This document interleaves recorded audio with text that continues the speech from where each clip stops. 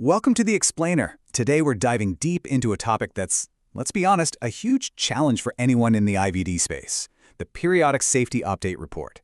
We're going to break down these complex rules into a clear roadmap you can actually use. So, you've got your device out in the world, but how do you really prove it's still doing its job safely and effectively?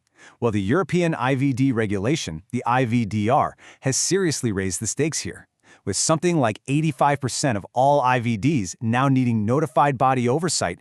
The pressure is really on to show continuously that your device is safe and performing as expected. All right, so in this explainer, we're going to walk you through the whole PSUR process from start to finish. We'll look at what it is, exactly how to build one, where you get all the data, how it plugs into your quality system, and, most importantly, the common mistakes to avoid. Okay, let's get right into it. The absolute best way to think about the PSUR is as a regular health checkup for your device.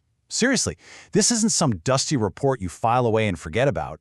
It's a living, breathing part of your device's entire life cycle. Under the IVDR, this is way more than just another piece of paper. It's a fundamental part of your technical documentation. This is how you formally prove that you're out there, actively monitoring your device's safety and performance in the real world, long after it's hit the market. Now, here's a super important point. The IVDR makes a big distinction based on risk. For your higher-risk devices, that's Class C and D, you're on the hook for a full-blown PSUR, and you have to update it at least once a year. For the lower-risk Class A and B devices, it's a simpler post-market surveillance report that's updated as needed. You absolutely have to know the difference, because what regulators expect from each is a world apart. Okay, so we know what a PSUR is and when you need one. So let's, dissect it. Let's look at its anatomy. You can't just dump a bunch of data onto a page and call it a day. Regulators expect a very specific structure, and following that blueprint is pretty much non-negotiable.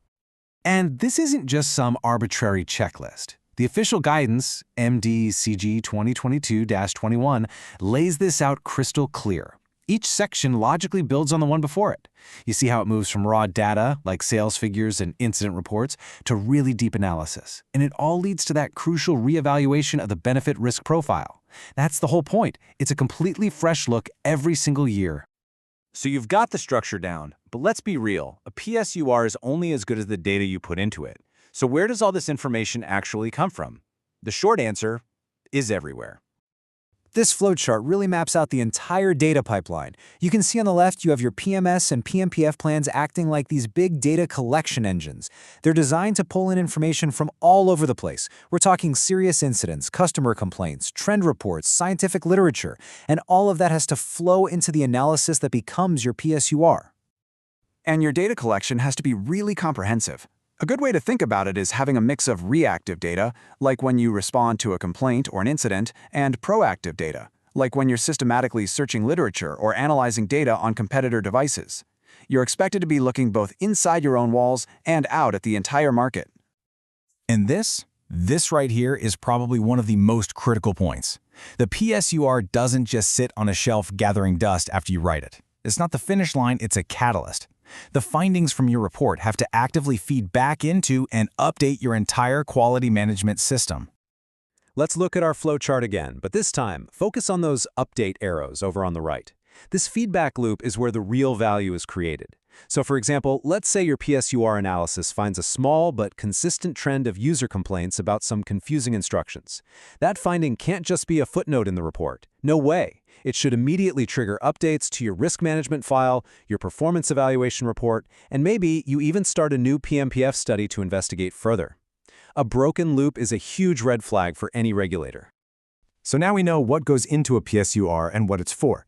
Let's talk about how to actually get it right, because believe me, a compliant report is all about avoiding some very common traps that are guaranteed to get you some unwanted attention from notified bodies. This quote just nails one of the biggest mistakes we see: data dumping. Your job isn't to just list every single complaint you received. Your job is synthesis. It's about connecting the dots, finding the patterns, analyzing the signals, and drawing real, meaningful conclusions about how your device is performing out there in the wild. We see manufacturers stumble on all kinds of things, from bad data quality to just really weak analysis. And by weak analysis, I mean saying something vague like complaint rates are low, instead of showing the statistical trend analysis that proves it. But honestly, the most systemic failure is that disconnected system we just talked about, where the PSUR is just an academic exercise that never leads to any real changes. So how do you steer clear of these problems? Well, one huge best practice is just clear, structured data presentation. Take a look at this simple table, which is inspired by the official guidance. Instead of a dense paragraph of text, it lays out sales volume, population size, and usage frequency in a way that makes trends pop right off the page. This tells a reviewer that you're in control of your data, not drowning in it. You know, getting your PSUR right today is one thing, but this whole regulatory world is constantly changing. So to really master this, you have to be looking ahead at where post-market surveillance is going next. A few key trends are really shaping the future here. The big push toward digitization and the full rollout of the EU DAMET database mean reporting is going to have to be way more streamlined and transparent. There's also a growing hunger for proactive analysis using real-world evidence.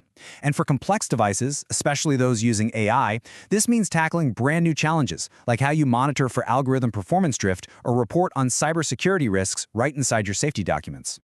At the end of the day, the PSUR isn't just another regulatory box to check once a year. It's an incredibly powerful tool that helps you ensure patient safety and actually make your device better over time. When you do it right, it becomes the cornerstone of a successful and compliant IVD lifecycle. So the real question is, are you using it to its absolute full potential?